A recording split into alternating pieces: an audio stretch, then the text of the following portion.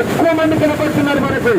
కనుక దేవుని ప్రేమ శాశ్వతమైనది. డబ్బు నిన్ను రక్షించదు, డబ్బు నిన్ను కాపాడదు. మరణము నుండి, నీకు అకస్మాత్తుగా వచ్చే శ్రమ నుండి విడిపించలేదు డబ్బు. డబ్బు వల్ల పాపము ఎక్కువైంది. డబ్బు బాగా సంపాదించావనుకో జీవితంలో సంతోషం ఉండదు నీకు. ఆ డబ్బు వల్లనే సమస్యలన్నీ కూడా వస్తాయి. దయచేసి గమనించు. బైబిల్ అంటుంది సమస్తమైన కీడుకు మూలము ధనమే, సమస్తమైన గొడవలకు కారణము ధనమే. కనుక నీ సమాధానం రావాలంటే, నెమ్మది రావాలంటే, సంతోషం రావాలంటే, నీలో ఉన్న పాపము వెళ్ళిపోవాలంటే, నీవు నీతిమంతులుగా తీర్చబడాలంటే యేసుని రక్షకుడిగా అంగీకరించు. పాపాలు ఒప్పుకొని విడిచిపెట్టు. ప్రభువుని రక్షకుడిగా చేర్చుకో. దేవుడు నిజంగా ఇప్పుడే నీ జీవితాన్ని మారుస్తాడు.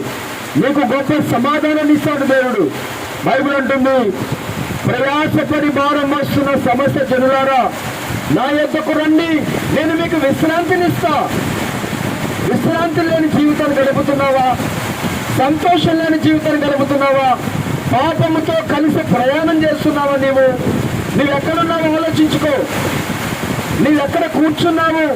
చీకటిలో ఉన్నావా? అయితే బైబిల్ అంటుంది చీకట్లో నుండి తన ఆశ్చర్యకరమైన వెలుగులోకి రా. నేను దేవుడు ప్రేమతో పిలుస్తా ఉన్నాడు. చీకటిలో నుండి తన ఆశ్చర్యకరమైన వెలుగులోకి పిలుస్తా ఉన్నాడు.